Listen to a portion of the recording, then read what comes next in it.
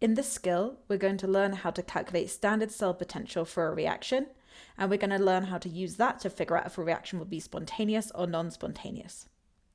In this question, a scientist wants to carry out a reaction involving indium and silver in an electrochemical cell at 25 degrees C under standard conditions. So we can see we have an indium electrode here and an indium nitrate solution. We have a silver electrode here and a silver nitrate solution, and we have a potassium chloride salt bridge. Here's our chemical equation for this reaction. Let's start by figuring out which of our species is oxidized and which is reduced. So starting with indium, we have indium solid on the left side and indium 3+ aqueous on the right hand side.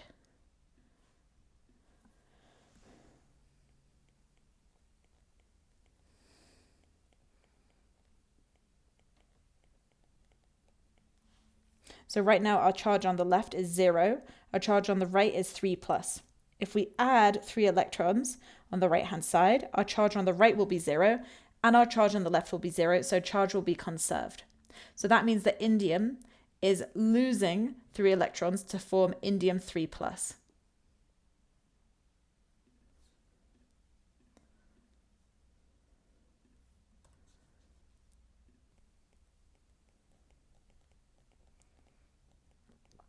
And remember, according to oil rig,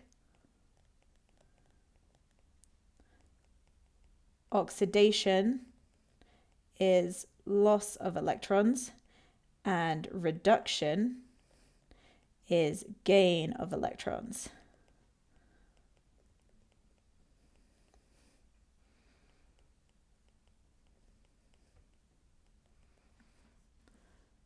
So in this case, we have a loss of electrons, meaning we have oxidation happening. So the indium is being oxidized. Next, we have silver. We're starting with Ag+ and ending up with Ag. So we've got Ag+ aqueous. We're ending up with Ag solid. So right now we have a charge of +1 on the left and 0 on the right. If we add an electron on the left, our charge on the left is now 0 overall, and our charge on the right is 0 overall. So Ag+ is gaining an electron to form Ag.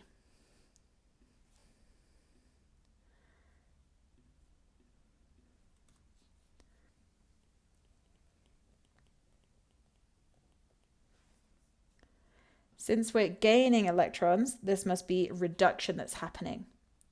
So silver is being reduced in this question. Our next step is to calculate the standard cell potential, E0 cell, for this reaction.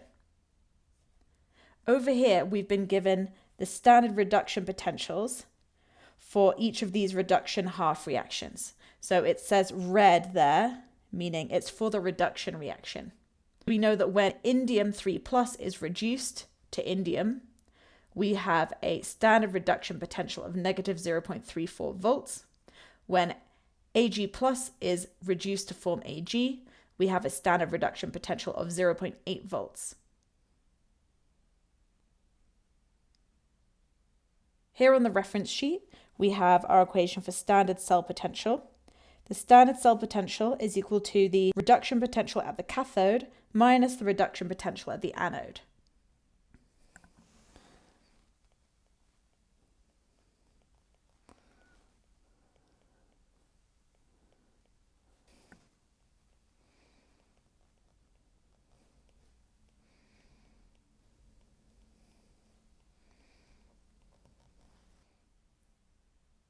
Now remember, the cathode is where reduction takes place.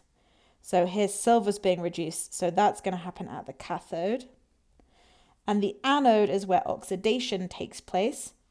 So indium is being oxidized, so that's going to happen at the anode. So in our equation, we have the standard reduction potential at our cathode minus the standard reduction potential at our anode. So we already said the cathode is silver and the anode is indium. So we can go ahead and fill those into our equation here. So we're taking the reduction potential at the cathode, which is for silver 0.80 volts, minus the reduction potential at the anode, which is indium, which is negative 0.34 volts. So if we put that into our calculator, we're going to get a cell potential of 1.14 volts. So we can go ahead and fill that in here. Awesome. It's important to note that this equation doesn't care how many sets of each of those we have in our chemical equation.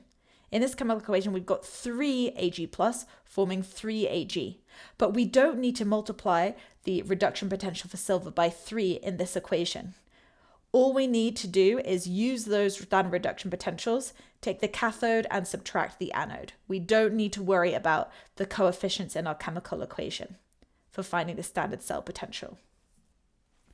Now, if our standard cell potential is greater than 0, that means we have a spontaneous reaction. If we have a standard cell potential less than 0, then we have a non-spontaneous reaction. In this situation, our standard cell potential is positive 1.14, which is greater than 0 volts. Therefore, that means that we have a spontaneous reaction happening.